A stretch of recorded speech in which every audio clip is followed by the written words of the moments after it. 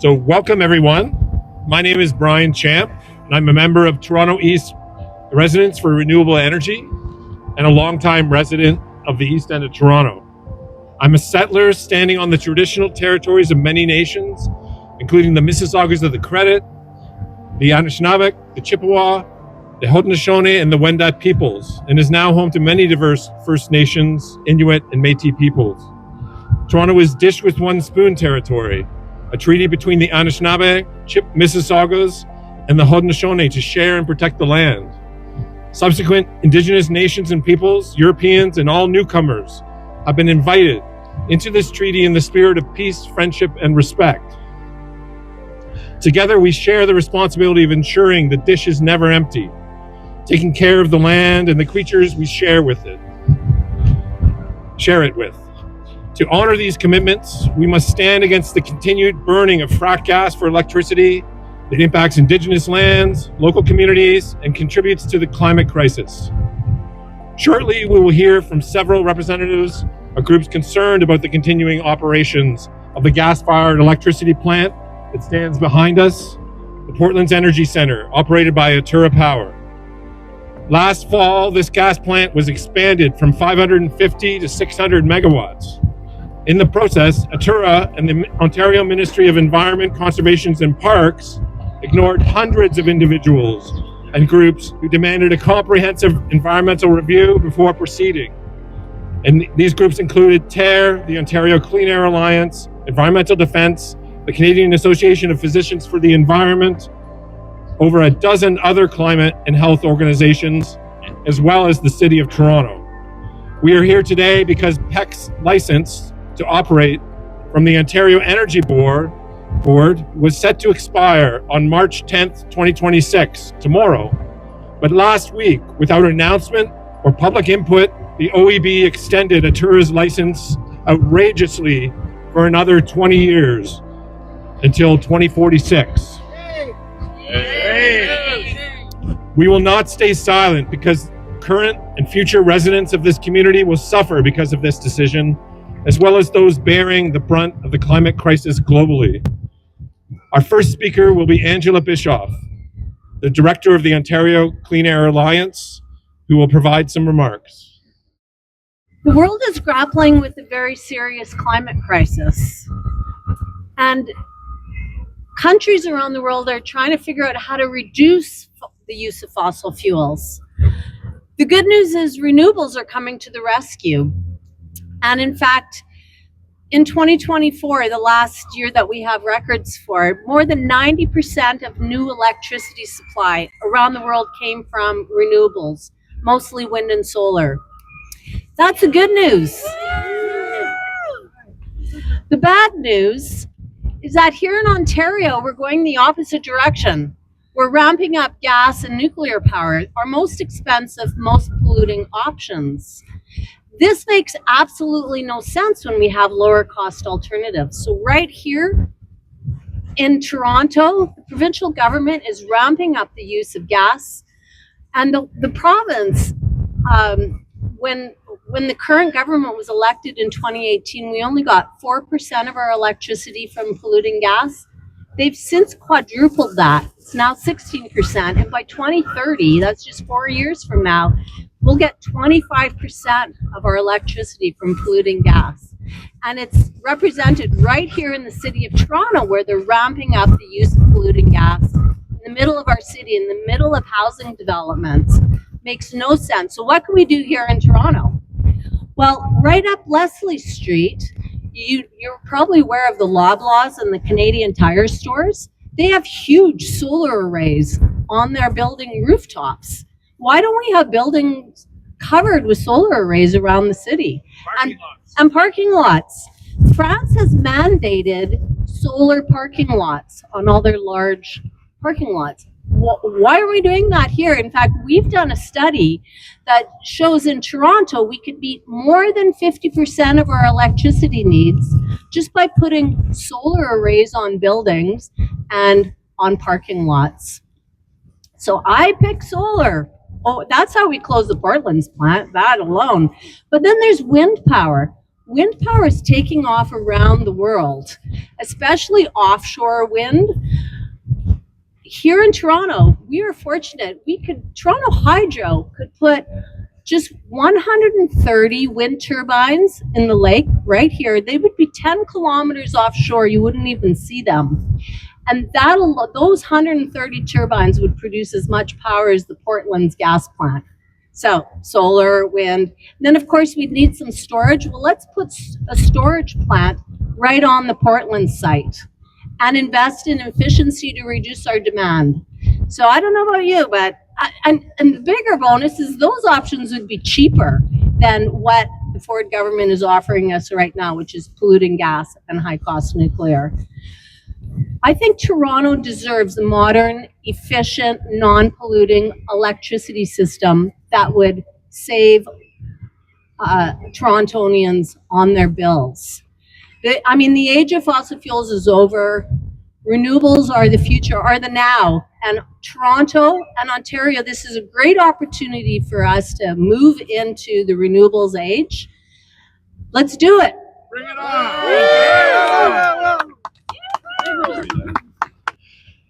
Now I'd like to introduce Dr. Jacob Pendergrast of the Canadian Association of Physicians for the Environment, who will provide some remarks. Thank you, and I want to give a shout out to my friends from the running club who came to support us.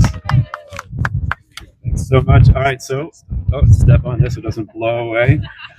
Lower this a bit. My name is Jacob Pendergrast. I'm a hematologist at the University Health Network. I'm here today to speak on behalf of Canadian Association of Physicians for the Environment, an organization that advocates for the health of people and the planet. And I'm here because my professional obligation is to speak up on matters that affect public health. And I don't need to remind everyone that burning fossil fuels contributes to climate change, which is a phenomenon that the World Health Organization has called the single biggest health threat facing humanity, and which is already expected to cause 250,000 additional deaths every year starting in 2030. But what everyone may not know is the immediate health effects that the Portland's gas plant is having right now, right here in this neighborhood. In addition to releasing greenhouse gases, burning natural gas releases nitrogen dioxide, carbon monoxide, fine particulates, polycyclic aromatic hydrocarbons such as benzene, and volatile organic compounds such as formaldehyde. These chemicals generate smog and contribute to lifelong illness and premature death from cancer and cardiac and respiratory disease.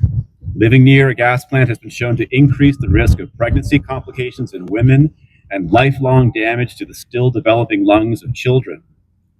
Every incremental increase in air pollution means more cost to society, from emergency room visits from asthma attacks and hospitalizations for chronic health conditions.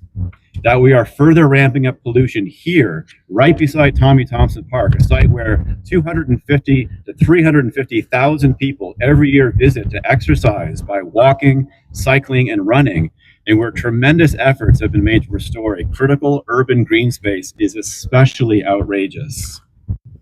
Renewable energy is safer, more affordable, and non-polluting. When better, safer options exist, how can the province justify continuing to expose communities, in particular their most vulnerable populations, to ever-increasing volumes of air pollution? For the health of our patients and future generations, we should be investing in clean energy and not giving gas plants a license to pollute.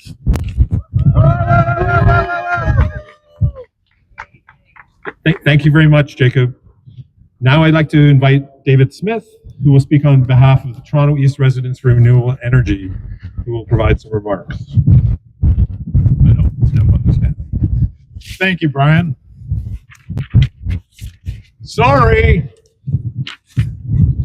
That's a popular Canadian saying. And it marks something important in how Canadians interact socially with each other. It's an acknowledgement that we share a space and that none of us have dominance over it.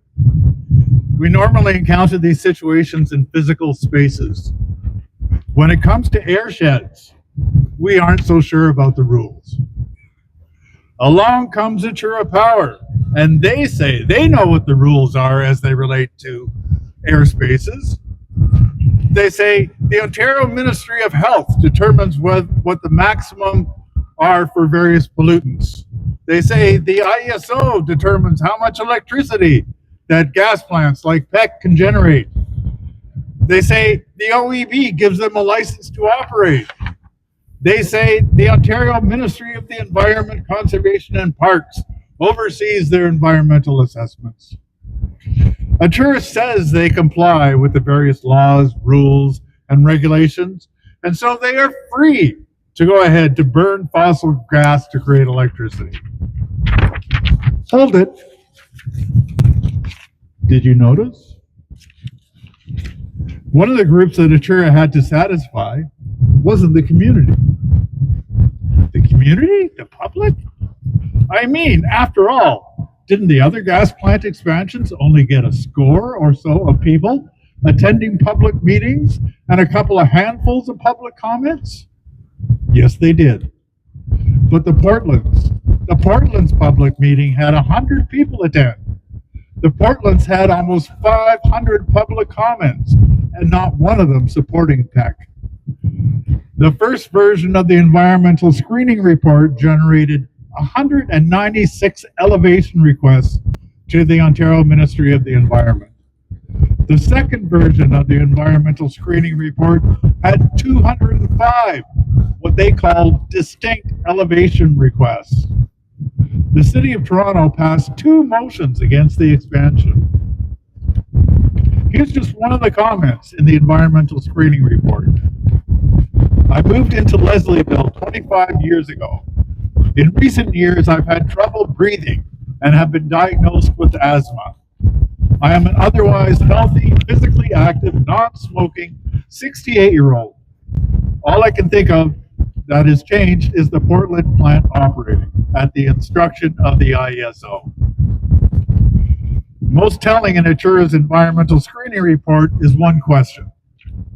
The question which requires a yes or no answer. Are there public concerns related to health and safety? Atura, a company based in Oakville, using a consulting company in Guelph, answered that question, no. No public concerns related to health and safety. The IESO received 20 submissions on their Toronto Integrated Regional Resource Plan, many of them asking for PEC to be phased out with energy efficiency and renewables to take its place. No plan to phase out PEC was recommended.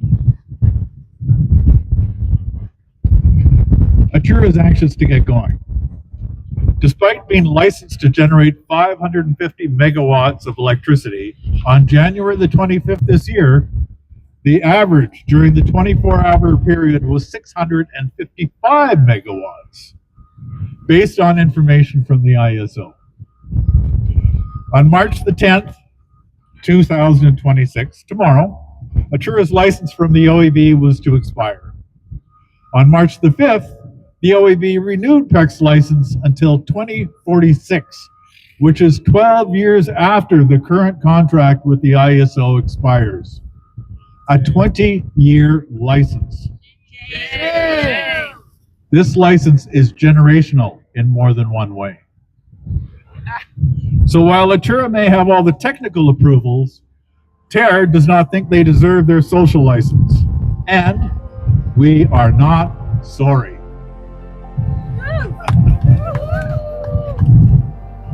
Look over here, we've made up a social license that has quite clearly been revoked. So while the OEB, after ignoring the concerns of residents, city councilors, groups, and the entirety of climate science, has approved the continuing operations of the Portland's gas plant until 2046, those of us assembled here today on behalf of many more people and groups hereby revoke the social license for the Portland's Energy Center in the name of current and future communities and for the sake of a livable planet.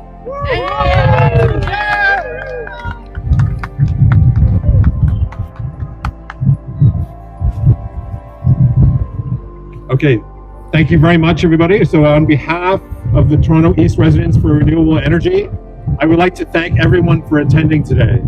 Thank you to the Red Rebels for participating and for reminding us all that we are in a climate emergency that demands everyone's concern and action. Thanks also to Angela Bischoff, Dr. Jacob Pendergrast, and David Smith for their participation and support in our efforts to phase out the Portland's Energy Centre and power up renewables in Toronto. In conclusion, the continued operation of the Portland's gas plant is in contradiction to the health of current residents and those that will live in developments now being planned. Its greenhouse gas emissions will further drive the climate crisis that is more and more devastating every day. And despite the Ontario government ads, renewables are the most affordable and reliable option. We will continue to mobilize our communities to demand a just and equitable transition away from environmentally destructive policies that don't benefit ordinary people. Thank you.